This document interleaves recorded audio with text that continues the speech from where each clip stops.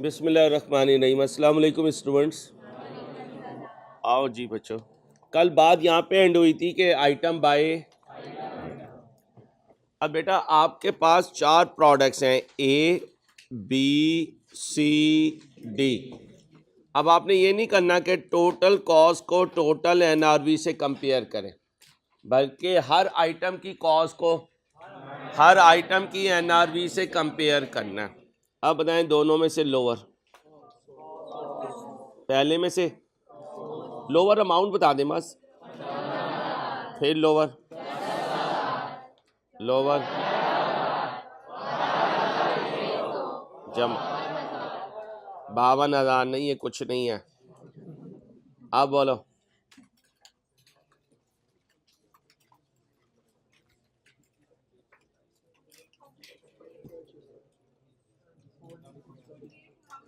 Four 48,600 अब मैंने आपको बता दिया था, अगर आपके रॉ मटेरियल की एनआरवी डाउन हो जाए, लेकिन जिस फिनिश गुड में ये रॉ मटेरियल लग रहा है उसकी एनआरवी डाउन ना हो, तो हम रॉ मटेरियल की एनआरवी को भी डाउन नहीं करते। फाइफो भी सिखा दिया था। और अब एक बात याद रखें, specific identification of cost is necessary for. अभी हम क्या करते हैं, आइटम्स को फर्स्ट इन फर्स्ट आउट पे चलते हैं या वेटेड एवरेज पे चलते हैं। वो कहते हैं ऐसे ना चलो, जिस आइटम की जो कॉस्ट है उसे उसी कॉस्ट पर इन करो और उसी कॉस्ट पर आउट करो। ये मिक्सिंग करना, वेटेड एवरेज करना, ये मुनासिब नहीं है।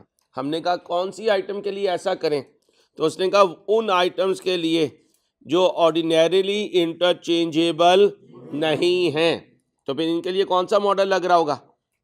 Specific cost. क्या? यानी जिसकी जो कॉस्ट है वो इन भी उसी से होगा और हाँ, अगर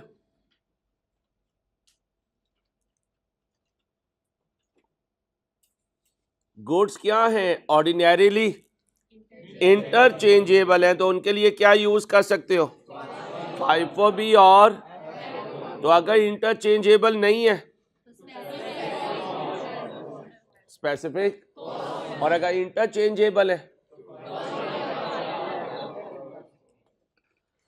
कंसिस्टेंसी का मतलब होता है कि जो फार्मूला यूज किया फिर रूटीन में उसी को यूज करें। ठीक है। अब ये जो अगला मैं आपको बता रहा हूं ना, कॉस्ट मेजरमेंट टेक्निक्स, ये आपके सीएमए का पार्ट है। किसका पार्ट है?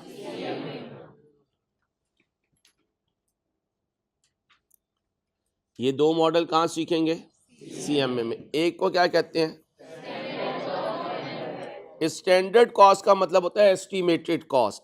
स्टैंडर्ड कॉस्ट का मतलब क्या होता है? Estimated cost. तो स्टैंडर्ड कॉस्ट कैलकुलेट करना सीखेंगे कहाँ? सीएमए। और दूसरे मेथड को कहते हैं रिटेल मेथड। क्या कहते हैं? Retail method.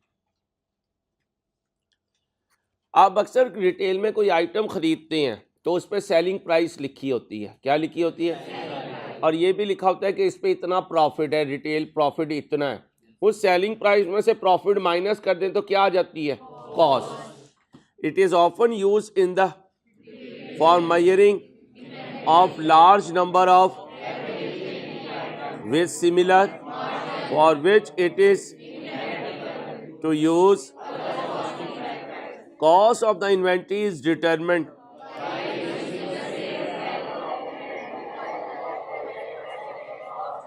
यानी कॉस्ट कैसे आएगी? जैसे कल सिखाया था, सेलिंग प्राइस माइनस, कहता है कॉस्ट आपको इस तरीके से आएगी, सेलिंग प्राइस में से क्या माइनस कर दीजिएगा तो कहाँ पहुंचोगे? कॉस्ट पे। इसे कौन सा मेथड कहते हैं? और अगर आप कॉस्ट का अंदाजा लगाओगे तो उसे क्या कहते हैं? दोनों कहाँ सिखाऊंगा? अब सुनिए, इन्वेंट्री हमारा एक एसेट होता है, करंट एसेट, ठीक है। लेकिन जब उसे बेच देते हैं तो उसकी कॉस्ट को हम कहते हैं ये कॉस्ट ऑफ सेल्स है, और एंट्री पास करते हैं cost of sales of debit, दोबारा बोले, अब वो कहते हैं इन्वेंट्री को एक्सपेंस कब बनाएंगे, तो हम कहेंगे भाई जब वो, और एंट्री क्या पास करेंगे, दोबारा बोले, और कॉस्ट ऑफ सेल्स डेबिट का मतलब एक्सपेंस, इसलिए तो ये सेल्स में से क्या होती है, माइनस। कॉस्ट ऑफ सेल्स की नेचर डेबिट है और सेल्स की नेचर, या राइट डाउन हो जाए, क्या हो जाए, write down mean NRV adjustment, क्या एंट्री होती है, कॉस्ट ऑफ सेल्स डेबिट, इसमें भी कॉस्ट ऑफ सेल्स क्या हो रही है, डेबिट हो रही है। या लॉस हो जाए, अगर लॉस हो जाए तो प्रॉफिट एंड लॉस डेबिट और इन्वेंट्री, अब इसमें भी एक्सपेंस हो रहा है। रिवर्सल ऑफ राइट डाउन, इसका मतलब सुन लीजिए, आपकी एक आइटम की वैल्यू गिर गई तो आपने एनआरवी एडजस्टमेंट पास कर ली, थोड़े दिनों के बाद वैल्यू ऊपर आ गई, अब आप ये नहीं कहेंगे इनकम हो गई, आप कहेंगे एक्सपेंस में कमी, क्या, तो राइट डाउन का मतलब क्या होता है, एक्सपेंस, नहीं जी, राइट डाउन का मतलब एक्सपेंस, एक्सपेंस का रिवर्सल, तो यहां एक्सपेंस अप हो रहा है, रिवर्सल में एक्सपेंस डाउन हो रहा है, एक्सपेंस अप हो तो डाउन हो तो क्रेडिट। तो गिरी हुई आइटम दोबारा से ऊपर चली जाए तो आपने उसे इनकम नहीं कहना, आपने उसे कहना एक्सपेंस की कमी। और अगर इन्वेंट्री को आपने नॉन करंट एसेट बनाने में इस्तेमाल कर लिया तो एंट्री क्या होती है, नॉन करंट,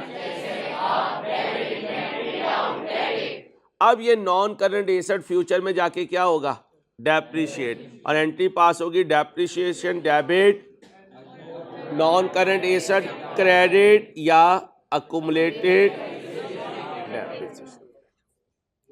इसका मतलब अगर कोई इन्वेंट्री आइटम किसी नॉन करंट एसेट का पार्ट बन जाए तो वो इन्वेंट्री फॉरेन एक्सपेंस में नहीं जाती, बल्कि जैसे जैसे वो नॉन करंट एसेट डेप्रिशिएट होगा वैसे वैसे वो अमाउंट भी एक्सपेंस में जाती जाएगी, और अगर बिक गया तो फॉरेन एक्सपेंस बन जाएगा, राइट डाउन हुआ फॉरेन एक्सपेंस बनेगा, लॉस हुआ फॉरेन एक्सपेंस बनेगा, नॉन करंट एसेट का पार्ट बना तो फॉरेन एक्सपेंस नहीं बनेगा, जैसे जैसे डेप्रिशिएट होगा वैसे वैसे एक्सपेंस बनेगा।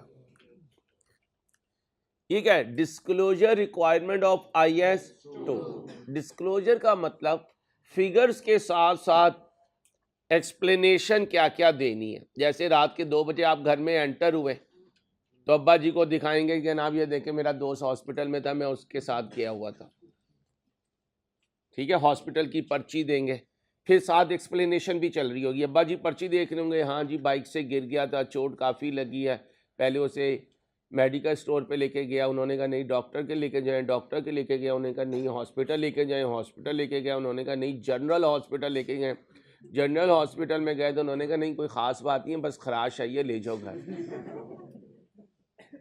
क्योंकि ये भी नहीं पता ना, अब्बा जी कहें चलो मुझे दोस्त के घर लेके जाओ और पता चले वो आराम से खराटे मार के सोने में लगा हुआ है और आप पूरी कहानी बना रहे हैं। ठीक, तो डिस्क्लोजर का मतलब एक्सप्लेनेशन, डिस्क्लोजर का मतलब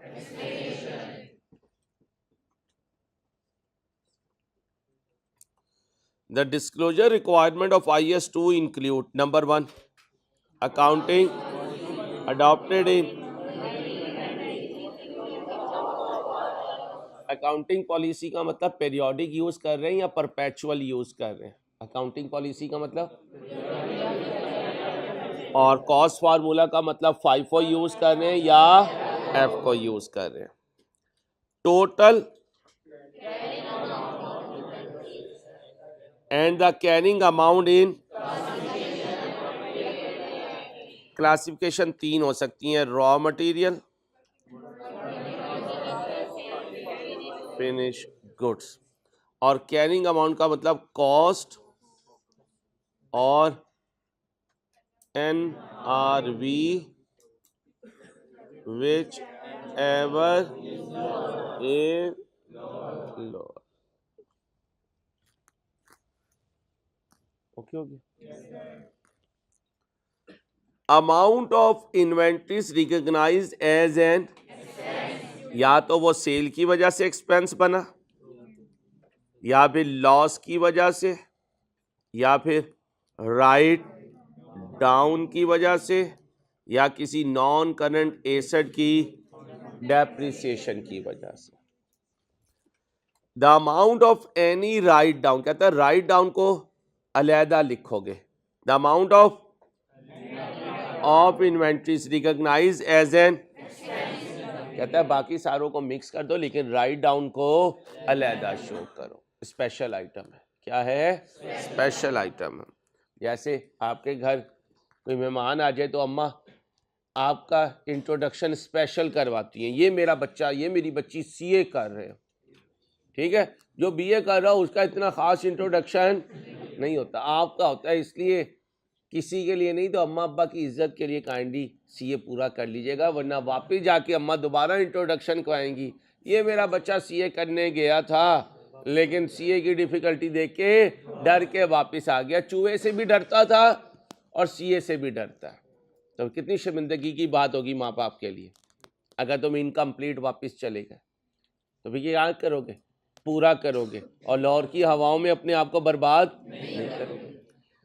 क्लास शुरू कब हुई थी? पेपर के बाद 27 को 10 बच्चे बैठे हुए थे, फिर एक हफ्ते बाद आराम करके आए, कुछ बच्चे आज आए हैं, वो 27 के बाद आज आए हैं। आज डेट क्या है? ईमानदारी से बताएं आज कौन आया है? ईमानदारी से। उधर ही बैठे बैठे कहते सर जी मैं आया हूं। कोई नहीं, सारे कल थे। अच्छा जो कल नहीं थे वो खड़े हो जाए जरा। झूठे पर अल्लाह की लानत है, फरिश्तों की लानत है, मलाइका की लानत है, लोगों की लानत है, औलिया अल्लाह की लानत है, मस्जिदों की लानत है, खानकाहों की लानत है। नहीं लानत हम नहीं ले सकते, इसलिए हम खड़े हो जाएं। लो जी, हर क्लास में ना इतनी छुट्टी हो जाती है। छोटू बच्ची आप बैठ जाए, आइंदा ध्यान रखिएगा, तशरीफ रखें भाई, छुट्टी ना किया करो यार, वैसे तो पीछे रह जाओगे। तशरीफ रखें आप भी। CA में छुट्टी नहीं होती भाई, CA में छुट्टी नहीं होती। अब याद रखिएगा बच्चियों, बातें नहीं, बाकी सारा कुछ पीरियोडिक और परपेचुअल का पढ़ा दिया। ये आखिरी लाइन पढ़ें।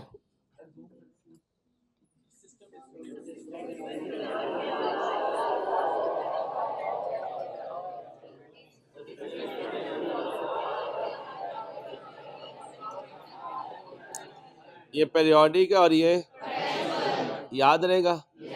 पीरियोडिक कब सूटेबल है? परपेचुअल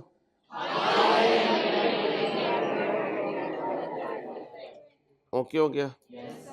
अब होता क्या है, रिकॉर्ड्स कुछ और बता रहे होते हैं और फिजिकल काउंट कुछ और बताता है। अम्मा रात को बेचारी मेहमान आने होते हैं तो फ्रिज में शामी बना के रख के सोती हैं कि सुबह मैं उठ के फ्राई कर लूँगी, और रात को उस फ्रिज को पड़ जाते हैं चूहे और चूहियाँ, ठीक है। उसकी वजह से अम्मा बेचारी जब फजर में उठती हैं तो उनकी कैलकुलेशन कह रही होती है 40 शामी रखे हुए और उधर माशाल्लाह 25 होते हैं, 15 आपने। इसका मतलब अम्मा के रिकॉर्ड कुछ और कह रहे हैं और फ्रिज की हालत कुछ और कह रही है। इसे कहते हैं possible causes of between the balance of and the, या तो चोर ले जाए या अम्मा ही इनकरेक्ट पोस्टिंग कर दें, कभी रिसीट की गलत पोस्टिंग और कभी अम्मा ने 4 शामी बनाकर अंकल के घर, बहन के घर या फुप्पो के घर भेजे थे और अम्मा भूल गई। अब अम्मा शाउट कर रही है मेरे 60 शामी रखे थे। आपने कहा अम्मा 4 तो मैं खुद देकर आया था फुप्पो के घर, क्योंकि तुम्हारा मतलब था। अब अम्मा ने कहा तू कब देखे? आपने कहा अम्मा मेरे अब्बा की बहन है और आपकी होने वाली समधन है, इसलिए आपकी मेहरबानी, आप मुझे उनके घर जाने से ना रोकिएगा, मैं खुद ही कुर्सियां लगा के आ जाऊंगा। आगे आओ, एंड में तुमने कुर्सियां ही लगानी है। आओ जी, डैमेज टू, शामी बनते बनते टूट गए थे, वो आ गया भाई जिसकी ईद के बाद है। आजा भाई, आजा यार, आजा, शाबाश, इधर आ जा यार बेटा, इसे फ्रंट पे बिठाया करें भाई, आगे आए भाई। भाई अभी से फ्रंट पे बैठने की आदत बनाएं, आपके फंक्शन में आप पीछे थोड़ी बैठेंगे।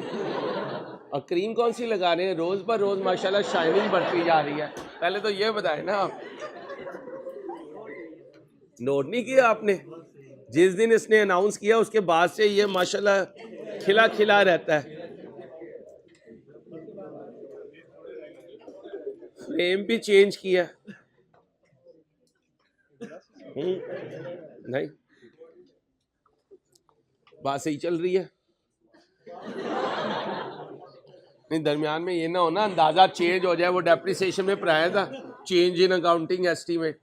हाँ नहीं, आपका नहीं, उनका अंदाजा ना चेंज हो जाए, सही होता है। चलो लो भाई, अम्मा ने क्या नहीं रिकॉर्ड किया था?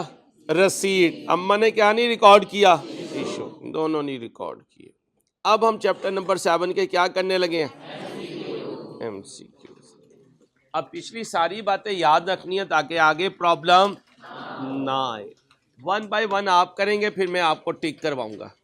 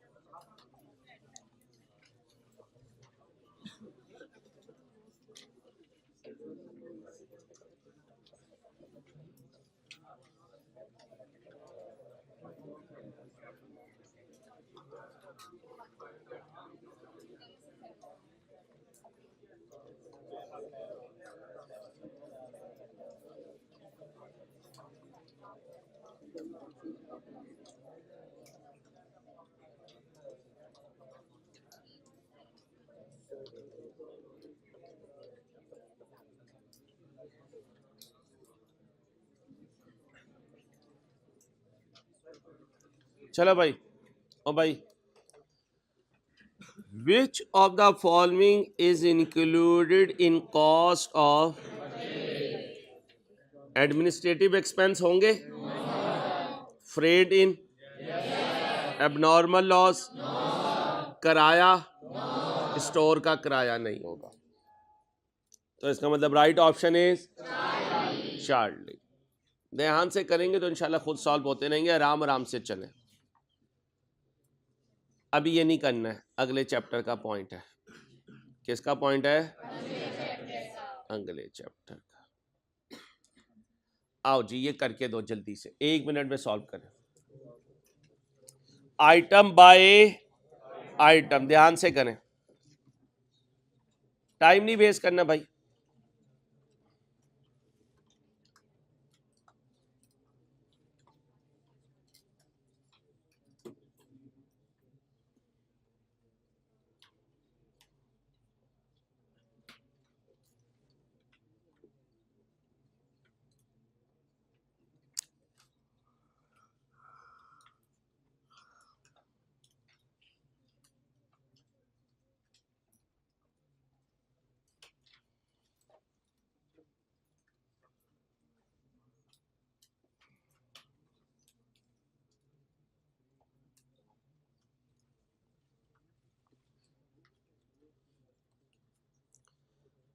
क्या कह रहा है? तस्वीब corporation sales 3 product alpha, beta and gamma. ये इनकी कॉस्ट है, ये एस्टिमेटेड सेलिंग प्राइस है। एस्टिमेटेड सेलिंग प्राइस से सेलिंग कॉस्ट माइनस हो जाए तो एनआरवी आती है। कितनी आई एनआरवी? 15 minus 3 14 minus 5 14 minus 2 12। अब दोनों में से लोअर लेना है, 10 और 12 में से 10, 13 और 9 में से 15 और 12 में से, अब यूनिट से मल्टीप्लाई करें 3000। अगला 320। नेक्स्ट, पहले हड्डियां तोड़ दी अब्बा जी ने, फिर हड्डियां जोड़ो जी। 9000 क्या मांग रहा था? वैल्यू ऑफ, कॉपी नहीं करना, जो टाइम दो उसमें आपने बस सॉल्व करने की कोशिश करनी है।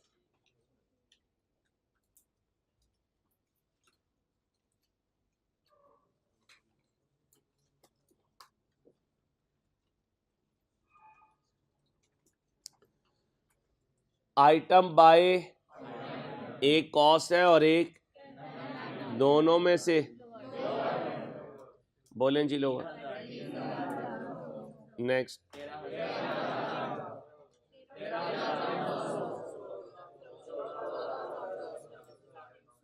14,000 जमा करो, 45,000। बोलो जी, वैल्यू ऑफ इन्वेंट्री मांग रहा है, बोलें जी। पढ़ाना मेरा काम है, रिवाइज करना आपका काम है।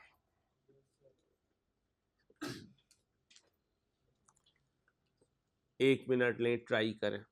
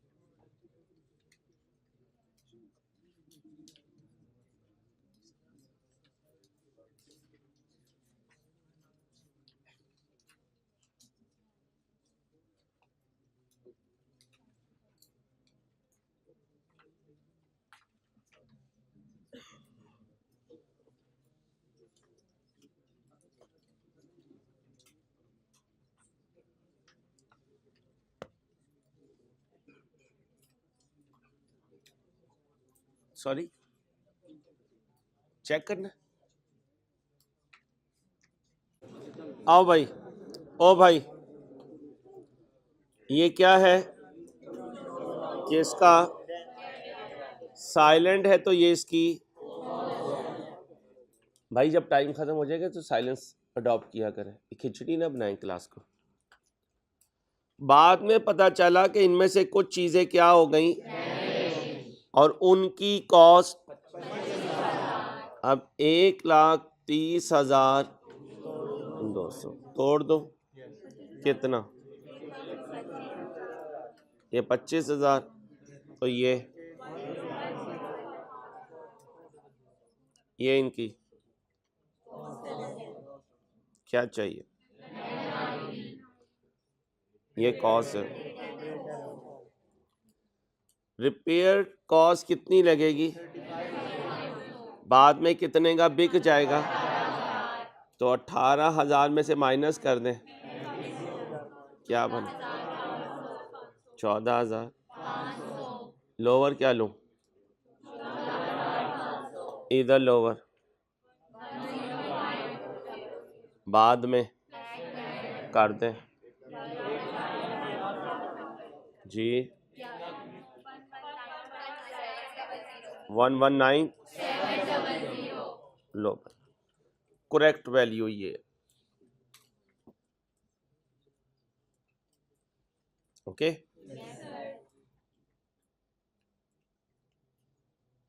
आइटम बाय कर दो।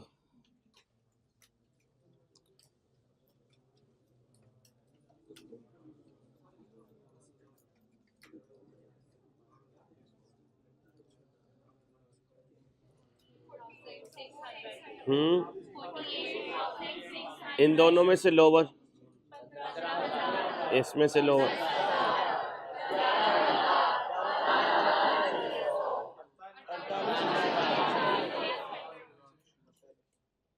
ओके हो गया।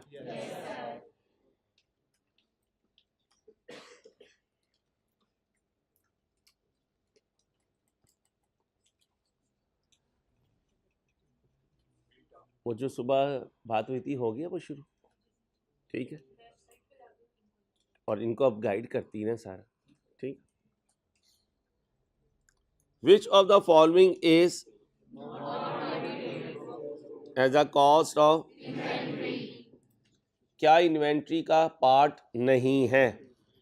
नॉन रिकवरेबल है, स्टोरेज नहीं है। लिख लें, क्वेश्चन साइलेंट हो तो स्टोरेज नेसेसरी नहीं है, नॉट नेसेसरी।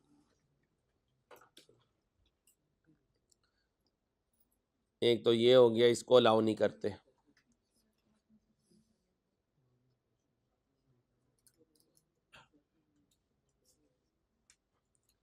डी अभी पढ़ाया नहीं, अभी सिर्फ ये याद रखने, मैन्युफैक्चरिंग कॉस्ट, इसे क्या कहते हैं? तो बताएं जी, ये किसी चीज़ को बनाने की कॉस्ट उसकी इन्वेंट्री की कॉस्ट का पार्ट बनती है जी, बनती है। मसलन आप बिरयानी बनाएं तो बिरयानी की कॉस्ट में चिकन भी लगेगा, चावल भी लगेंगे, तो ये सारा खर्चा उस बिरयानी की कॉस्ट का, तो शिपिंग भी होगी, ठीक है, और मैन्युफैक्चरिंग भी होगी। वो कह रहा है जो नहीं होगी तो क्या नहीं होगी?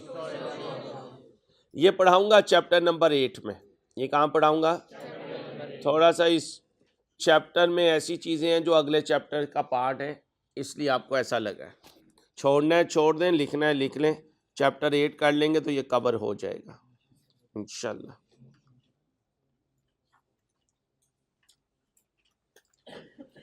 कहता है किसको इन्वेंट्री की कॉस्ट बनाऊं? एबनॉर्मल वेस्ट को बनाऊं? नहीं। स्टोरेज को? नहीं। सेलिंग को? याद रखिएगा, इधर सुने भाई, हेडिंग बनाएं, हेड ऑफिस कॉस्ट। क्या? दो ऑफिस होते हैं, एक फैक्ट्री होती है और एक हेड ऑफिस। बल्कि इसे छोड़ दें, अभी इसमें भी वेरिएबल मैन्युफैक्चरिंग आ रहा है, लिख लें। चैप्टर नंबर 8 में करवाएंगे ये एमसीक्यू इंशाल्लाह। चैप्टर 8 में वो करवा लूंगा तो ये वहां से खुद ही कर लेंगे। ये बना लें कि हेड ऑफिस कॉस्ट, क्या हेडिंग बना रहे हैं? Head office cost. एडमिन होती है, सेलिंग होती है, डिस्ट्रीब्यूशन होती है,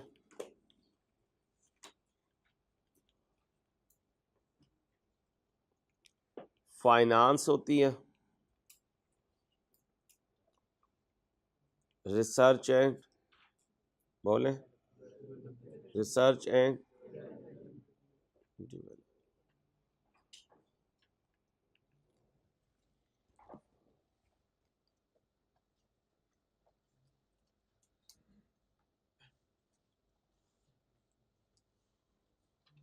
ओके हो गया।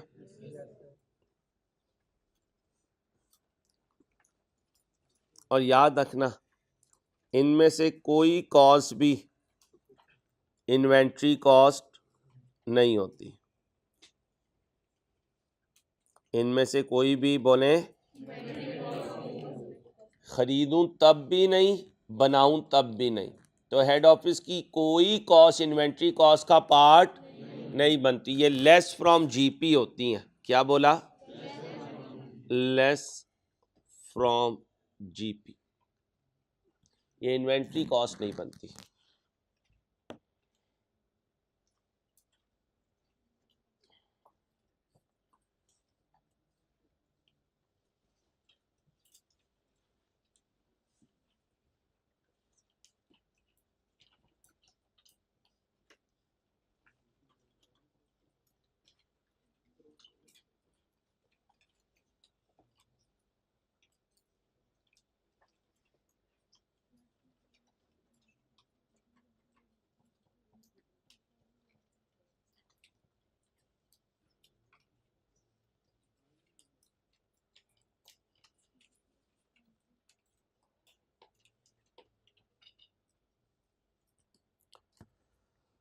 अब जरा ध्यान से भाई, स्पाइस लिमिटेड ने क्या इंपोर्ट किया है, कहां से, कितने का, दे पेड एज, ये 10 मिलियन हो गई परचेज प्राइस, क्या हो गई,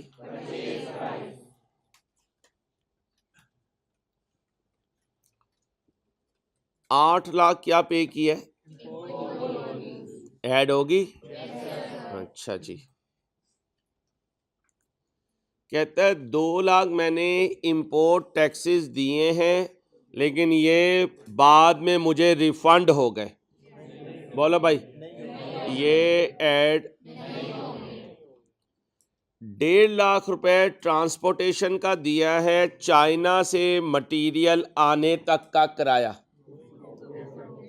भाई शिप हायर की, उस पर मटेरियल आया है, क्या ये ट्रांसपोर्टेशन कॉस्ट इन्वेंट्री की कॉस्ट का पार्ट बनेगी या नहीं, ठीक है। 2 लाख रुपए पोर्ट के हैंडलिंग चार्जेस दिए हैं चाइना से लोड होने के, शाबाश। बेचने के लिए ऐड लगाया है जियो पर, मार्केटिंग एक्सपेंस किया है, नहीं होगा भाई, ये देखें भाई, ये देखें अभी लिखा है सेलिंग का दूसरा नाम, बोले मार्केटिंग, और ये कभी इन्वेंट्री की कॉस्ट का पार्ट, भाई ध्यान से आगे। एडमिनिस्ट्रेशन कॉस्ट इन्वेंट्री की कॉस्ट में ऐड होगी, ये भी नहीं होगी, तो कितने हुए, 4, 1 2 3 4 जमा कर दें, बोले भाई 11150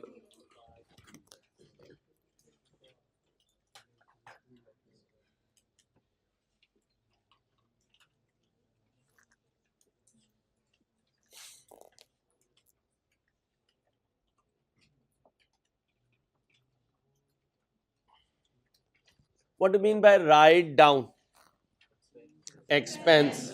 एंट्री क्या थी राइट डाउन की,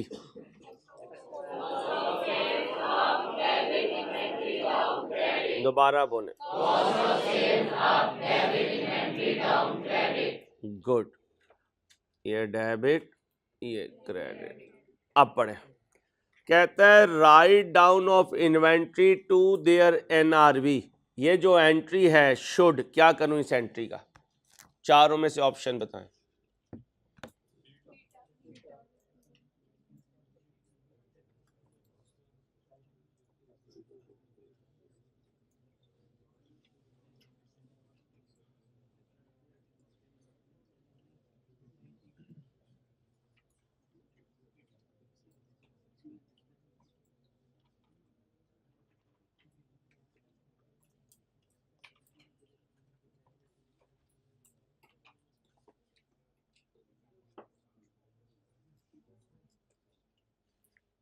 बोलो भाई, recognized as an expense in the period in which the write down, so right option is beta।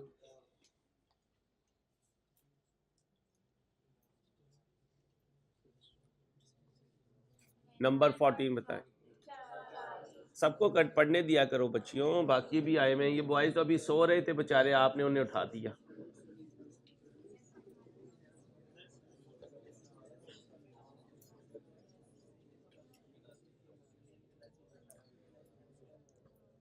Estimated selling price में से लेस कर दिया जाए एस्टिमेटेड कॉस्ट ऑफ, तो इसे क्या कहते हैं? Net realisable NRV। ओके, ये नहीं अभी करना। चैप्टर नंबर 8 लिख लो भाई, चैप्टर 8।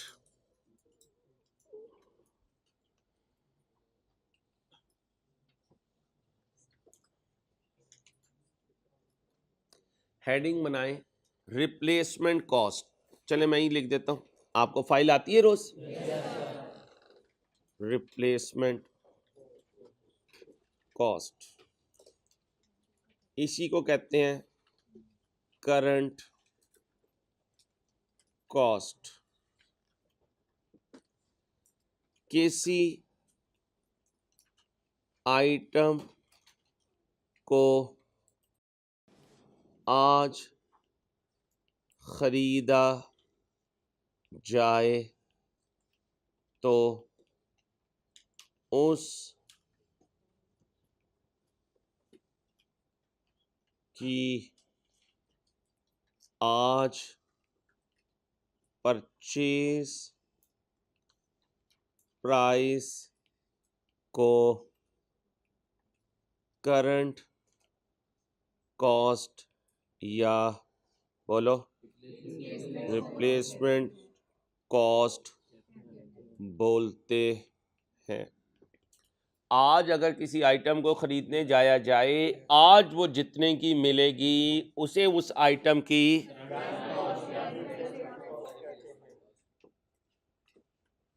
ये भाई हमारी क्लास की एंटीक आइटम है। उस दिन के बाद से माशाल्लाह इनके दांत मुबारक अंदर ही नहीं हो रहे।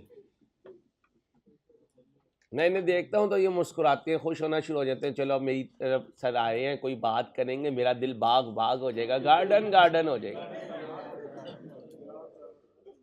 फंक्शन हॉल में करवाएंगे, गार्डन में करवाएंगे भाई? कामरान एंटीक चीजों का डीलर है, उसकी इन्वेंट्री में एक घड़ियाल है जिसकी कॉस्ट 1 लाख। कामरान एक्सपेक्ट करता है कि अगर इस घड़ियाल पे 7,000 रुपए रिपेयर में लगा दे तो वो काबिल हो जाएगा इसे 2,60,000 में बेचने पर। अब अगर मैं कहूं मुझे इसकी NRV बना दो तो तुम कहोगे 2 लाख माइनस कितना बना? 253।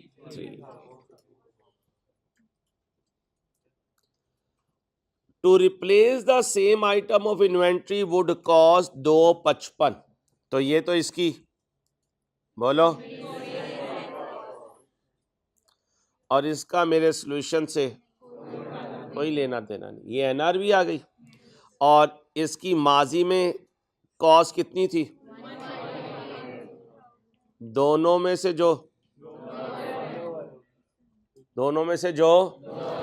At what value should the clock be included in Kamran लिखना चाहिए, या ये तस्वीर भेज दें उन्हें। कामरान की इन्वेंट्री पे 253 पे रखूं या 158 पे? क्यों 158 पे? 253 पे नहीं भाई, लोअर पे भाई जान। आप 253, ये क्या सलामी है जो आप ज्यादा लेना चाह रहे हैं? ये कॉस्ट और NRV है, विच एवर इज। तो खाने पे आप खर्चा करना चाहेंगे कम और हमसे सलामी लेना चाहेंगे ज्यादा, और हम भी मेन्यू देख के सलामी देंगे। ठीक है भाईजान? तो right option is okay. Chapter number 8, chapter number 8।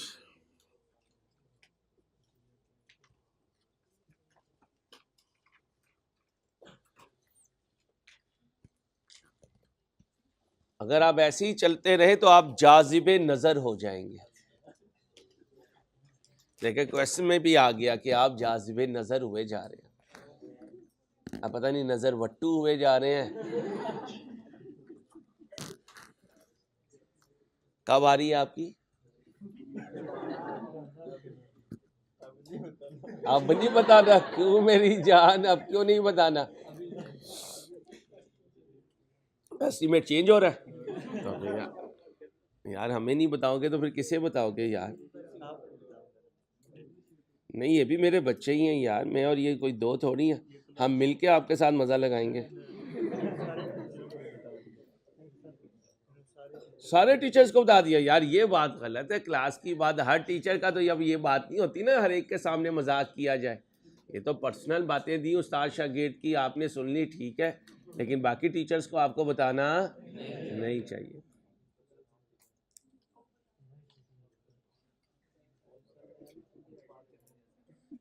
Sir ने खुद ही आइडिया लगाया इसकी हालत देख के।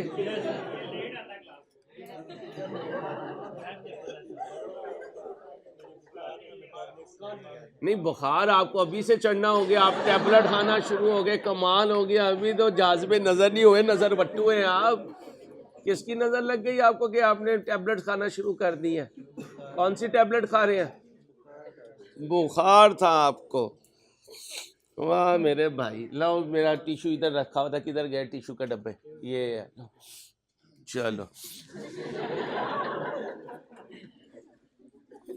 जाजिब एसोसिएट के पास कितने यूनिट है? इनमें से डैमेज हो गए तो 40 को तोड़ दूंगा किस में?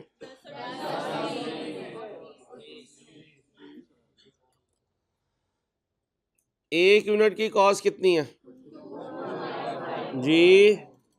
बोलो ना। तो कॉस्ट के लिए मल्टीप्लाई करें 7 6 और दूसरी तरफ भाई बातें ना करें, ये कॉस्ट आ गई। नॉर्मल सेलिंग प्राइस 2900 है, डैमेज यूनिट बिकेंगे 60% ऑफ, और सेलिंग कॉस्ट देनी पड़ेगी on each unit whether normal, यानी नॉर्मल बिकेगी फिर भी 150 की सेलिंग एक्सपेंस, और अगर डैमेज बिकेगी, और अगर ये लाइन ना होती फिर भी यही लाइन है। इसका मतलब सेलिंग कॉस्ट नॉर्मल की भी होगी और डैमेज की भी होगी। अब हमें चाहिए इनकी NRV। अब जरा ध्यान से देखना, ये कितनी है? 30 ज़रब कितने की बिकेगी? लेकिन सेलिंग एक्सपेंस करो मल्टीप्लाई।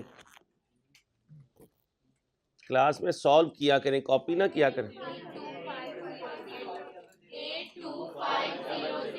8250। अब दोनों में से लोअर बताएं। यही हमने कहा है कि नॉर्मल गुड्स की कॉस्ट कम होती है और NRV ज्यादा होती है, लेकिन आपकी तसल्ली के लिए मैंने कैलकुलेट कर दिया। अब इधर आते हैं, डैमेज गुड्स कितने की बिकेंगी? नहीं भाई, 2900 की नहीं बिकेंगी। 2900 का तो ये तो बना सेलिंग, बन गई। इसमें से माइनस होगा 150, और पूरी फिगर जो भी आएगी वो मल्टीप्लाई होगी 10 से। बोलो 1900। अब क्वेश्चन ध्यान से पढ़ना है, कहते हैं what is the amount of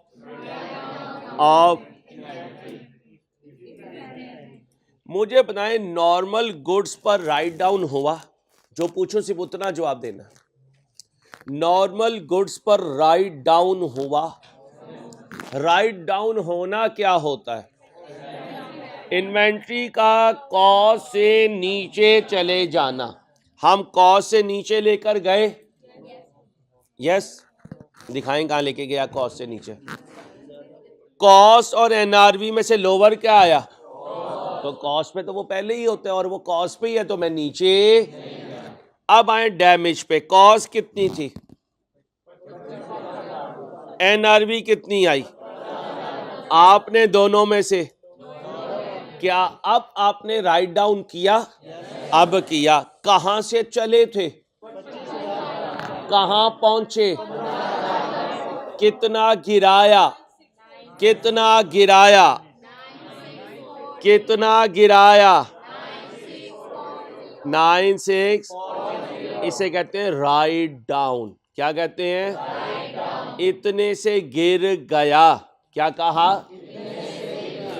तो उसने इस एमसीक्यू में ये नहीं पूछा कि क्लोजिंग स्टॉक की वैल्यू बता दो, उसने तो ये पूछा कितने से गिर गया। अगर वो कहता वैल्यू ऑफ स्टॉक बताओ तो क्या करते? इन दोनों को ऐड कर देते। तो एमसीक्यू को ध्यान से देखना है, जो वो पूछे आपने इस बात का खास ध्यान रखना है। आपकी मेहरबानी, फिर आप कहेंगे ये सारे टीचर्स को बता देते हैं। ठीक है, उनकी अम्मा जो पूछे उतना जवाब दीजिएगा। खासकर फुप्पो के जवाब तो आपने बिल्कुल भी नहीं देने, क्योंकि फुप्पो पंगे के चक्कर में होंगी। सही कह रहा हूं मैं आपको? बाद में आप कहेंगे अंसारी साहब उनकी फुप्पो नहीं है। नहीं, आपका तो कोई रोला नहीं है ना, उनकी फुप्पो है कितनी?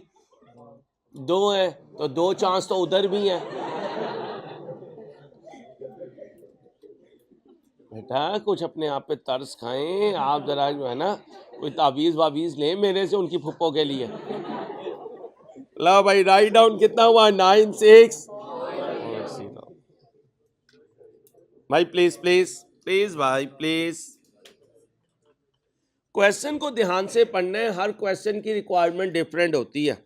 अब एक नई रिक्वायरमेंट आ रही है, कह रहा है कैलकुलेट कर दो क्या? ओ भाई, ओ भाई, क्या कह रही है? क्या? ओ भाई, किधर जा रहे हो? ओ भाई, बाहर क्यों जा रहे हो? क्लास हो रही है। क्या कह रहा है? इधर बैठ जा, तेरा काम मैं निकालता हूँ। इधर बैठ गया, इधर आ जा भाई, इधर बैठ जा, बैठ जा यार, बैठ जा। हाय मेरे मालिक, मैं वेला लगता हूँ तुझे भाई? कहाँ गया? मैं वेला लगता हूँ? कमाल है यार भाई। मोबाइल पे कॉल आ रही है ना? हाँ, नहीं उठानी। इस तरह तो ये सारे चले जाएंगे, किसकी कॉल नहीं आती है? ऐसे नहीं आइंदा करना। शरोज, किसी को क्लास से बाहर नहीं जाने देना, लॉक कर दिया करें। वॉशरूम से घर से फारिग होके आना, ये नहीं आना ये। हाँ चलो आओ, इधर आओ भाई। उनकी फैमिली में कोई गालिब है? नहीं? चलो, गालिब एसोसिएट्स, उनके पास कितनी यूनिट्स है? प्रोडक्ट का नाम क्या है? कॉस्ट कितनी है? ईच का मतलब नहीं। Product has been sold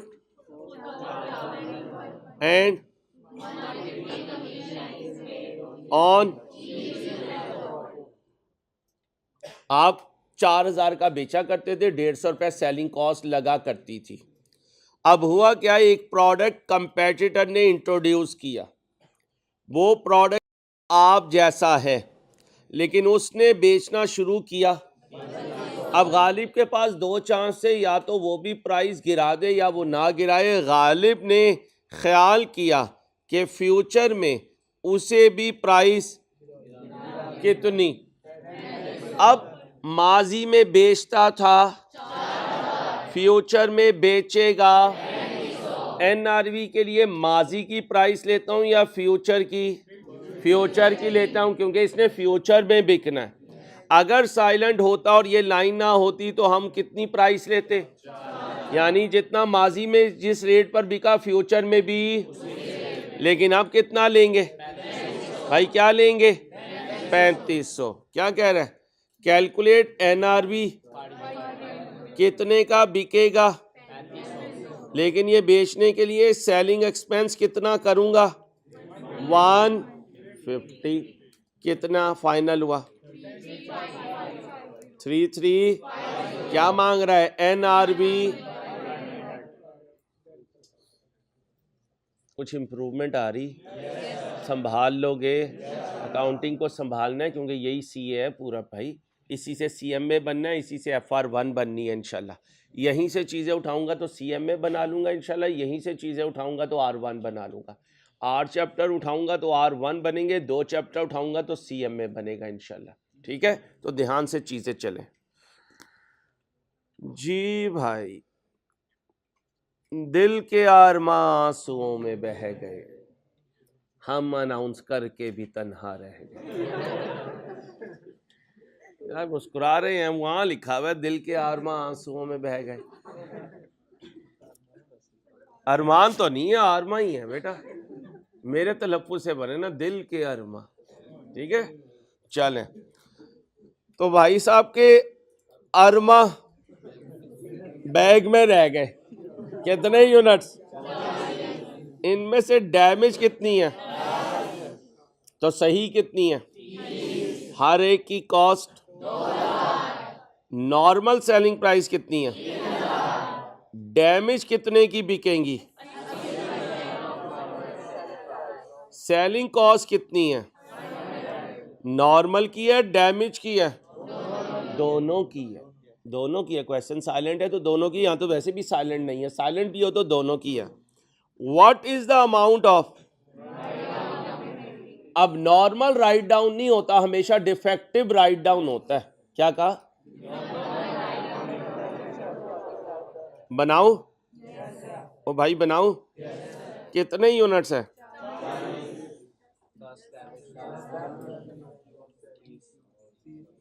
30 normal. अब इनकी क्या चाहिए? कॉस्ट कितनी है? 2000 ज़रब 30 करें, 10 ज़रब 2000, ये क्या है? अब क्या चाहिए? कितने की बिकेगी? सेलिंग एक्सपेंस 100 और यूनिट्स कितने हैं? 30। बोलो 80। दोनों में से लोअर राइट डाउन किया? नहीं, राइट डाउन नहीं किया, कॉस्ट पे थे, कॉस्ट पे ही रहे। राइट डाउन तो जब होता जब कॉस्ट से हटके NRV पे जाते। अब इधर आओ, 3000 का कितने में बिकेगा? गोली मार दे, 60 कहाँ लिखा हुआ है चाचू? तेरे अरमान भी तो नहीं निकल गए दिल के? क्या यार, खुद ही पढ़े जा रहे हो। -100 और फिर मल्टीप्लाई करना है, कितना बना जी? अब बताएं जी, ये है 23,000, रखना है इसे 20,000 पे। अब बताएं, नॉर्मल पे राइट डाउन हुआ, डैमेज पे हुआ, या दोनों पे नहीं हुआ? दोनों पे नहीं हुआ, दोनों अपनी कॉस्ट पे खड़े हैं। NRV नीचे गई नहीं, जब नीचे NRV नहीं गई तो राइट डाउन भी, तो कितना हुआ राइट डाउन? नहीं हुआ। तो रट्टे नहीं लगाने, सामने आंसर आएगा जब कॉन्सेप्ट ठीक होगा। संभाल लोगे? ये अभी नहीं करना, आराम आराम से करेंगे। अब याद है कार्ड बनाते थे? ओ भाई भाई जान, आराम से ठंडी करके, ठंडी करके। मारिया के पास ओपनिंग इन्वेंट्री कितनी है? Eight per unit. During the month she made the, कितनी परचेज की? कितनी सेल की? कितनी परचेज की? कितनी सेल की? क्या यूज करती है? अब मेरा छोटू फिजिकल काउंट करके आएगा, जल्दी से स्क्रीन से बताएं क्लोजिंग स्टॉक में कितने यूनिट्स होंगे? कैसे करोगे? ओपनिंग में परचेज यूनिट ऐड कर दो, सेल यूनिट माइनस कर दो, हर बच्चा करे।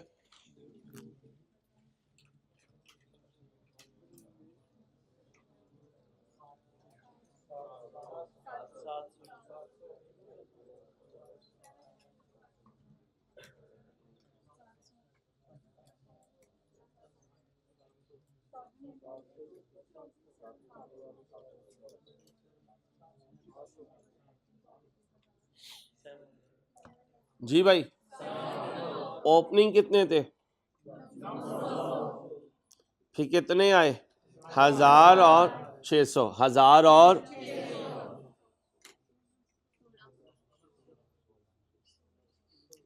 जमा करें तो अवेलेबल हो गए 2500, सेल हुए 1250, जमा करें माइनस करें, ये क्या है? Closing stock. ये क्या है? यूनिट्स में। अब उससे पूछते हैं भाई तुम क्या मांग रहे हो? कहता है जनाब हम यूनिट्स नहीं मांग रहे, हम तो वैल्यू मांग रहे हैं। अब याद है एफको में एक फार्मूला लगाया करते थे, ओपनिंग यूनिट्स कितने हैं? 900, ए कितने? 5, प्लस फिर कितने खरीदे किस रेट पर? फिर कितने खरीदे? 600 किस रेट पर? 7 डिवाइडेड बाय ओपनिंग कितने थे? 900, खरीदे फिर खरीदे, आंसर दो पर यूनिट 5 पूरा बोला करें, बस नहीं बीबी 5.88 पर यूनिट। अब 700 को मल्टीप्लाई करो, 700 मल्टीप्लाई बाय 5.88, 4116, बस 4116 ढूंढो भाई। याद है उमर लिमिटेड का क्वेश्चन करवाया हुआ है, ये अभी नहीं करना, ये नहीं करना, ये कर दीजिए।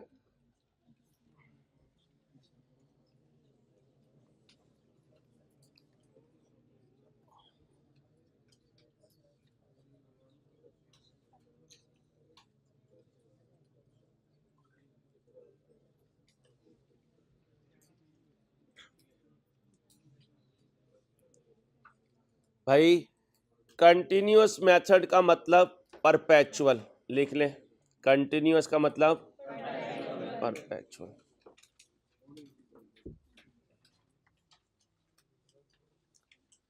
अब आप पूछेंगे पीरियोडिक कब यूज होता है, परपेचुअल कब यूज होता है? परपेचुअल के यूज होने की एक निशानी ये भी है कि डेट वाइज डाटा होगा। क्या होगा? तो लिख लो, परपेचुअल के यूज होने की निशानी ये है कि डेट वाइज डाटा होगा।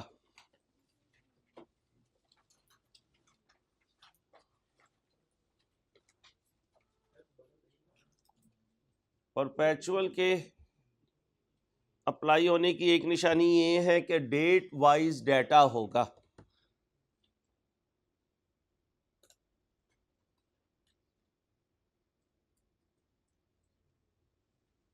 भाई आप कुछ नहीं कर रहे, बिल्कुल ही खैर है, कोई टेंशन है? पैसे वाले आदमी हैं आपको, मैं अभी तक 1 घंटा हो गया मैंने नहीं देखा आपने कुछ किया हो। आप रिलैक्स बैठे हुए, ठीक है, सारी तैयारी कर रहा है, पास हो जाएगा, देख लेंगे इसे भी, ठीक है भाई, अल्लाह आपको समझ दे। ऑर्गेनाइजेशन की ओपनिंग इन्वेंट्री कितनी है और रेट कितना है?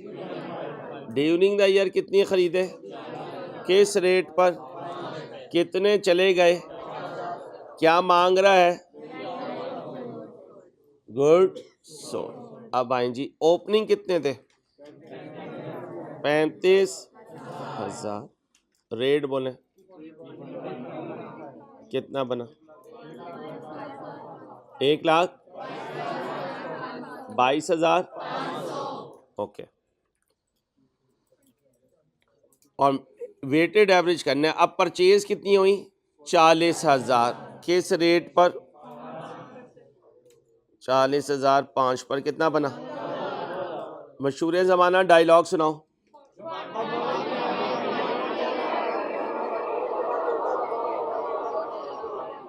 अमाउंट में अमाउंट जमा करें, क्वांटिटी में क्वांटिटी जमा करें, टोटल अमाउंट को टोटल क्वांटिटी से डिवाइड करें, राउंड ऑफ ना कीजिएगा, 4.3 एग्जैक्ट।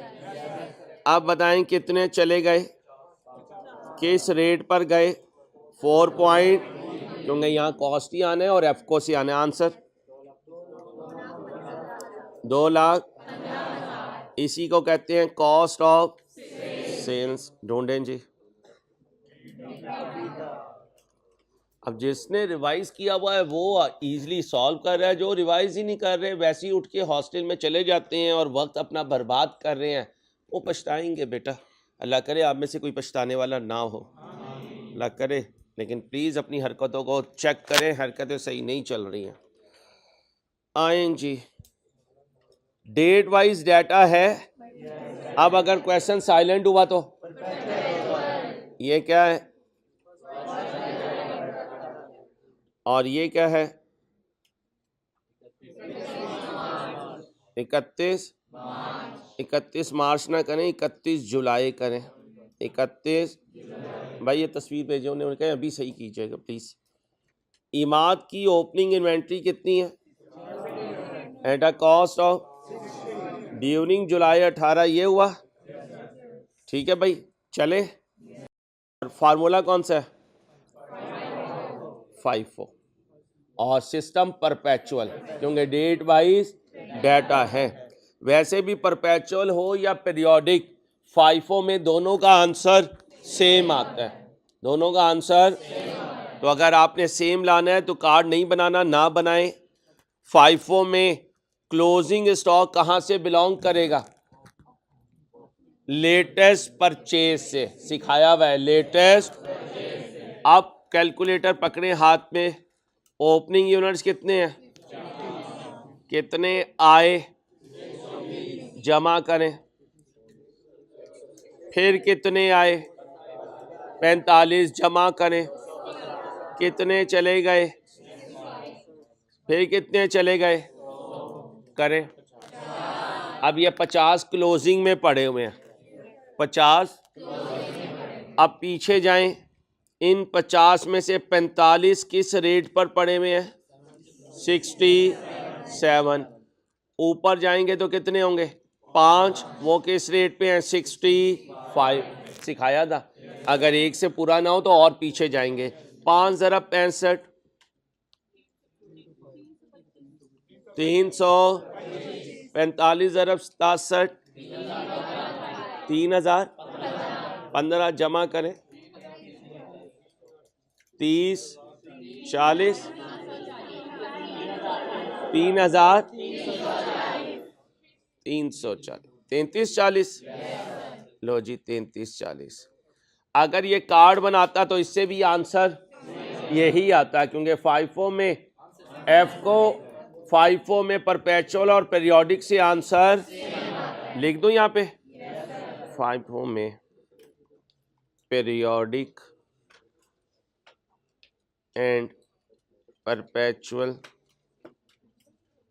से आंसर सेम आता है।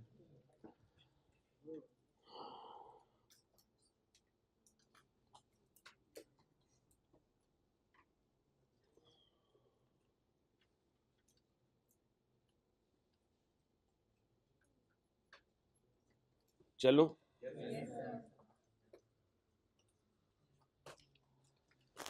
आपके बचपन में और मेरी यंग एज में एक और मेथड होता था, उसे कहते थे लास्ट इन फर्स्ट आउट। वो अजीब ही मेथड था, जो सबसे लास्ट में आया वो सबसे पहले जाएगा। फिर स्टैंडर्ड बनाने वालों को अकल आई और उन्होंने कहा भाई इसे डिस्कार्ड करो, इसे ख़त्म करो, अब इसकी इजाज़त नहीं है। क्या कह रहे हैं, कॉस्ट मॉडल इज ढूंढे भाई लास्ट इन, याद रहेगा किस मेथड की इजाज़त नहीं है, पुराना मेथड था ये। क्या था, नहीं होगा ना, लास्ट इन लास्ट आउट नहीं है ना, अलाउ नहीं है, कैंसिल हो गया भाई, पुराना हो गया भाई। वो तो सही है, तो उसका तो कोई इशू नहीं, एक नहीं है भाई। लास्ट इन लास्ट आउट नहीं, लास्ट आउट कोई कॉन्सेप्ट नहीं है खान साहब, आपकी मेहरबानी। आप 27वें रोजे चांद देख के कहते हैं भाई ईद जो है ना कल ही है, नहीं मनाएगा तो गोली खाएगा। मेरी मेहरबानी भाई, नया कॉन्सेप्ट ना ला यार। आप गौर से सुनिएगा भाई।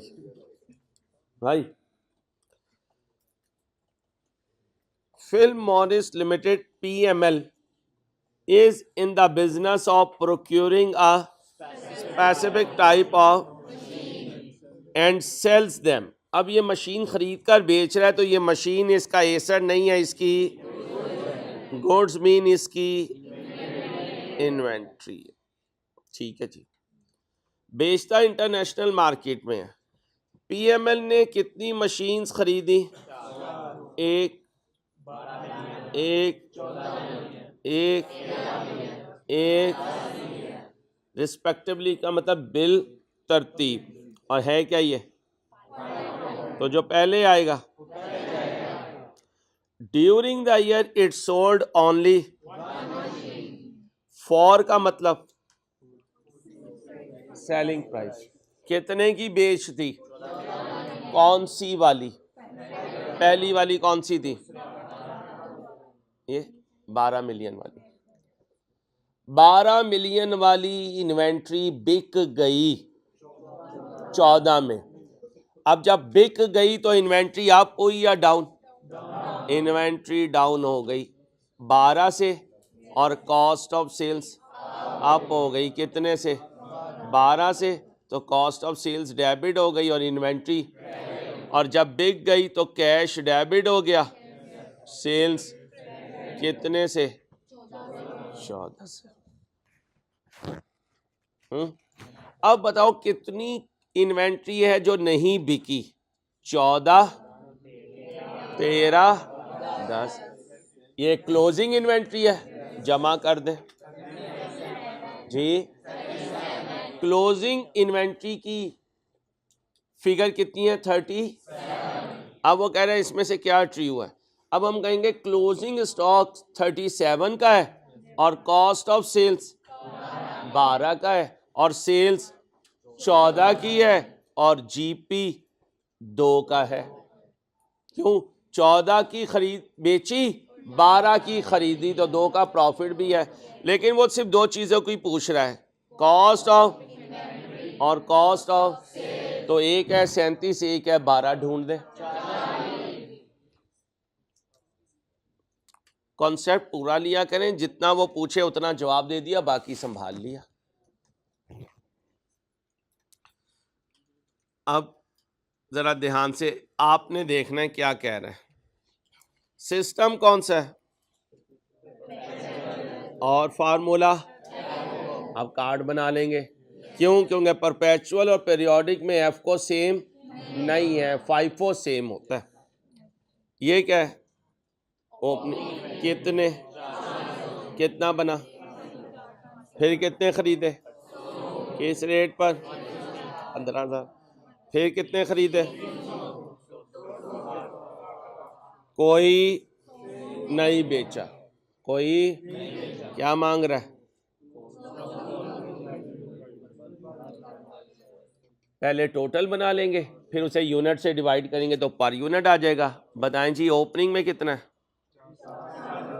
400 ज़रब 100 कितना बना?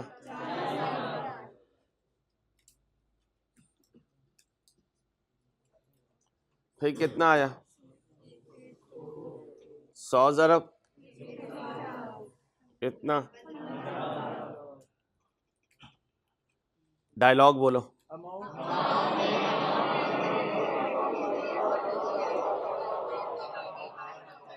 कितना आया? 110। फिर कितना खरीदा? किस रेट पर? कितना बना? डायलॉग बोलो।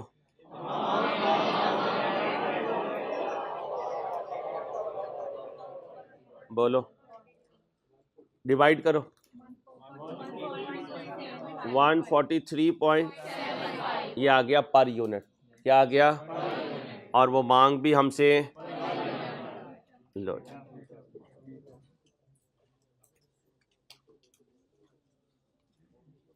बच्चियों पढ़ाने दें, बातें ना किया करें प्लीज।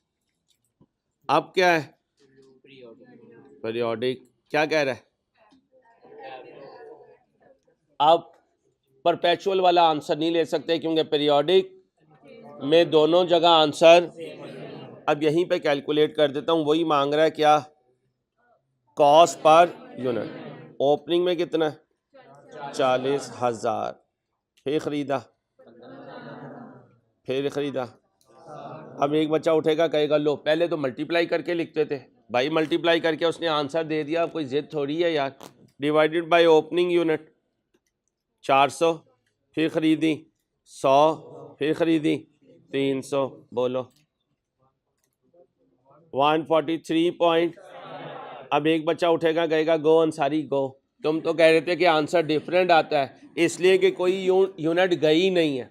अगर कोई यूनिट जाती तो आंसर सेम ना होता, तो आपने यही कहना है आंसर सेम नहीं होता। ये तो बाई चांस कोई यूनिट गई नहीं है, जितनी आई हैं वो सारी आपने रखी हुई हैं। तो आंसर क्या बना? 143.75। अभी थोड़ी देर पहले मैंने आपको स्लाइड्स पढ़ाई थी कि क्या क्या चीज़ें डिस्क्लोज करनी है। अकाउंटिंग पॉलिसी करनी है, अकाउंटिंग फार्मूला करना है, जितना एक्सपेंस हुआ है इन्वेंट्री वो बताना है, जो राइट डाउन हुआ है वो बताना है। बोल लें जी, which of the following item should be disclosed? कहीं होल्डिंग पीरियड बताना था, मेजर कस्टमर की लिस्ट थी, amount of expense recognise due to, कोई लीड टाइम की बात थी। वैसे लीड टाइम सुन लें क्या होता है, वैसे कॉस्ट अकाउंटिंग में पढ़ाऊंगा। ऑर्डर करने से लेकर ऑर्डर की रिसीविंग तक जितना इंतज़ार करना पड़ता है उसे लीड टाइम कहते हैं। ऑर्डर करने से रिसीविंग तक, ऑर्डर करने से, बोलो, रिसीविंग तक को क्या कहते हैं?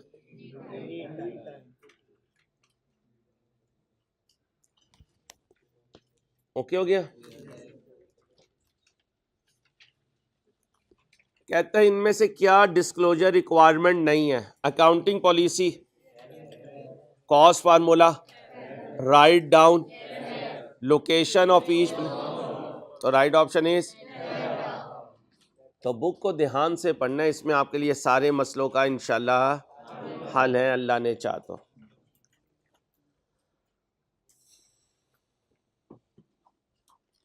सुपर इलेक्ट्रॉनिक्स ने क्या खरीदे? कितने का? इनमें से दो उसने ऑफिस में इंस्टॉल कर लिए, तो ये इसका कितने बेच दिए? 3 बेच दिए। तो 3 जो बेच दिए वो कॉस्ट ऑफ सेल्स में चले गए, तो उसकी एंट्री क्या थी? 3 ज़रब कितना बना? 1 लाख। ये कहाँ गए? Cost of. 2 नॉन करंट बन गए, 3 बेच दिए, तो बाकी बचे, भाई बाकी बचे, रिमेनिंग का मतलब 5। हेल्ड इन स्टॉक का मतलब क्लोजिंग इन्वेंट्री, ये क्लोजिंग स्टॉक हो गया। 5 ज़रब, तो क्लोजिंग स्टॉक कितना? 2 लाख। अब कह रहा है कॉस्ट ऑफ सेल्स बताओ, तो 15,000, क्लोजिंग स्टॉक बताओ तो 2.5 लाख। ढूंढो, ये लो भाई, याद रहेगा, 1,50,000।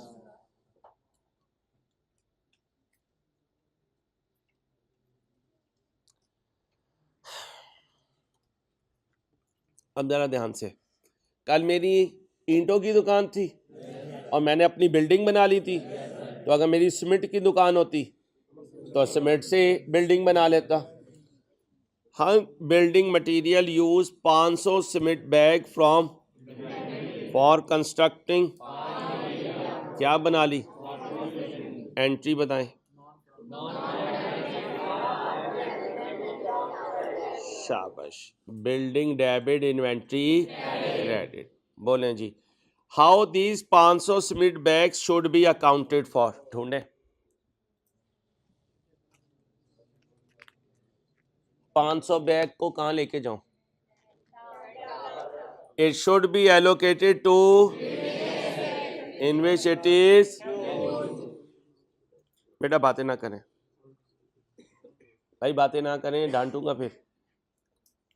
Which two of the following are recognized as an, ढूंढें जी। जब दिखता है, जब एक्सपेंस, जब राइट डाउन है, जब एक्सपेंस, जब लॉस है, जब एक्सपेंस, जहां इस्तेमाल हुआ वो जब डेप्रिशिएट होगा, जब एक्सपेंस। ढूंढे जी। Inventory are sold, amount of, जो क्लोजिंग स्टॉक होता है वो एक्सपेंस नहीं बनता, और जो सिक्योरिटी के तौर पे देते हो वो भी एक्सपेंस नहीं बनता।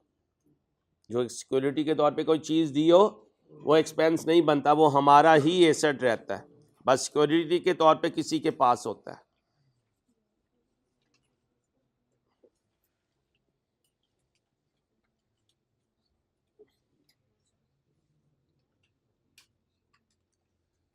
क्वेश्चन साइलेंट हो तो पीरियोडिक होता है या परपेचुअल? पीरियोडिक। क्वेश्चन साइलेंट हो तो हाँ, अगर क्वेश्चन में एंट्री ना हो पीरियोडिक की, फिर मजबूरन रिज्यूम करेंगे कि परपेचुअल है। क्या हुआ? गुड्स ले गया कौन? ड्राइंग्स हो गई। अब अगर पीरियोडिक है तो ड्राइंग्स आप परचेजेस, और अगर परपेचुअल है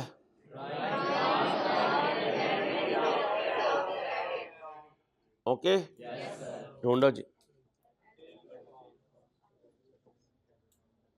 ध्यान से, क्रेडिट पहले लिखा हुआ है, पहले डेबिट ढूंढे।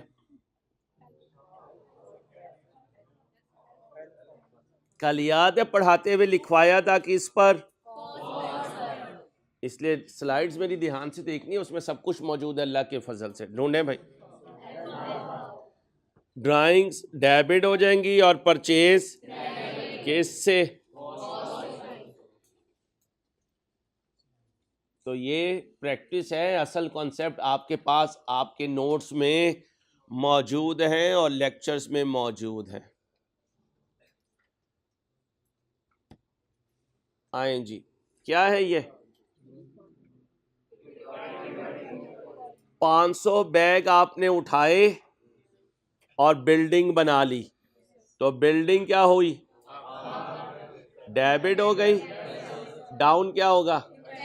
इन्वेंट्री नहीं होगी, परचेजेस होंगी। यही तो सिखा रहा हूं, क्योंकि क्या है, परपेचुअल होता तो इन्वेंट्री होती। बोले जी। तो फिर एंट्री ध्यान से देखना कि पीरियोडिक की बात कर रहा है या जवाब दें मुझे।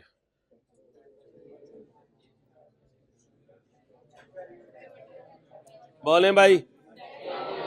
पीरियोडिक सिस्टम में परचेज और परचेज रिटर्न ट्रायल में नजर आती हैं।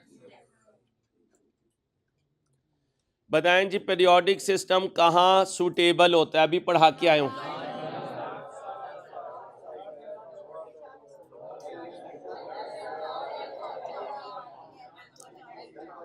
लार्ज साइज आइटम्स, बेटा बातें ना करें।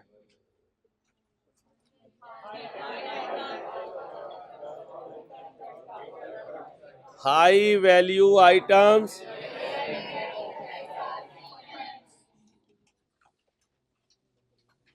आराम से चलें। कौन सा सिस्टम है? कहते हैं नीचे में से दो बातें जो करेक्ट हैं क्रेडिट सेल के लिए वो बताएं।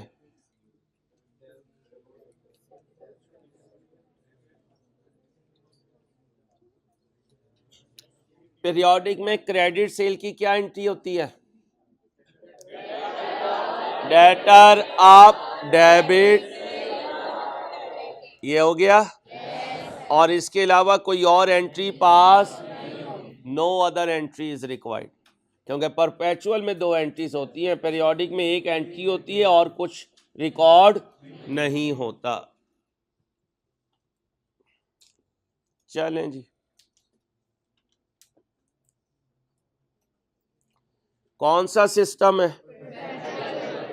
परपेचुअल में क्लोजिंग स्टॉक की एंट्री क्या होती है? नहीं होती। परपेचुअल में क्लोजिंग स्टॉक की एंट्री ढूंढें ऑप्शन डेल्टा। परपेचुअल में क्लोजिंग स्टॉक के लिए कोई एंट्री पास नहीं होती। कौन सा सिस्टम है? क्या हुआ? पीरियोडिक में नॉर्मल लॉस की कोई एंट्री नहीं होती। नहीं किया क्या है, बस करते हैं, 5 मिनट का काम कर रहा हूँ बीबी, अभी तो पता भी नहीं चला मुझे कि मैंने पढ़ाना शुरू किया। ये क्या है? क्या हुआ? क्या कह रहा है? पीरियोडिक में क्रेडिट सेल रिटर्न की एंट्री बोलें।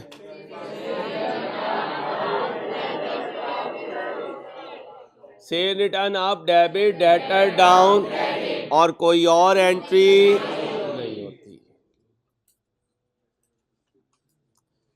आराम से चलें, आराम से। काइंड जनरल मिल्स ने 1000 बैग आटे के जलजले के मुतासरीन को दे दिए फ्री में, सैलाब से। इसका मतलब है कि ये एक एक्सपेंस हो गया, लेकिन कैश नहीं दिया, क्या दिए? गुड्स, और सिस्टम था उसका, तो एक्सपेंस अप होकर और इन्वेंट्री ढूंढे।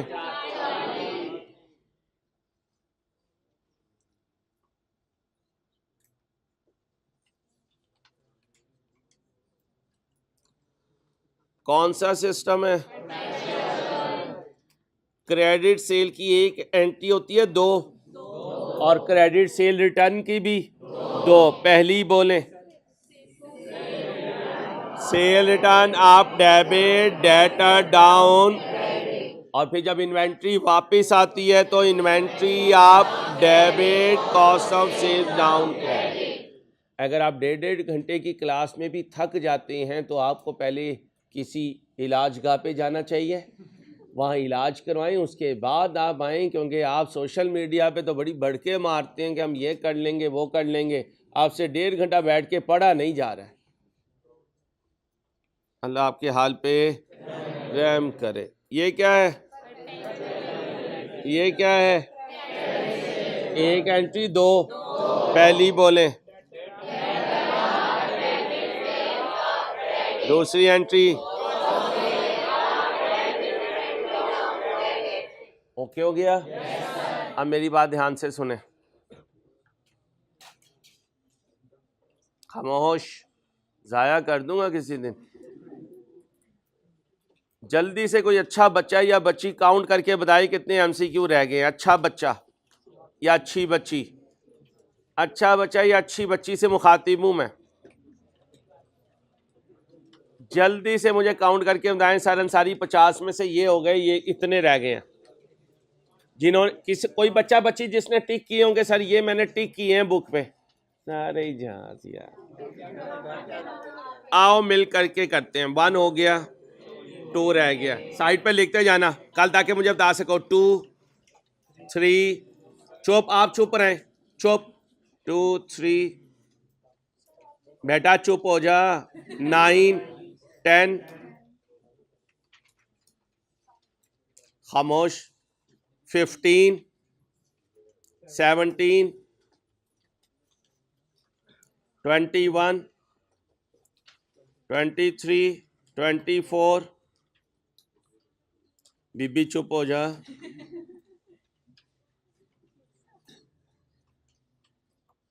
36, 37,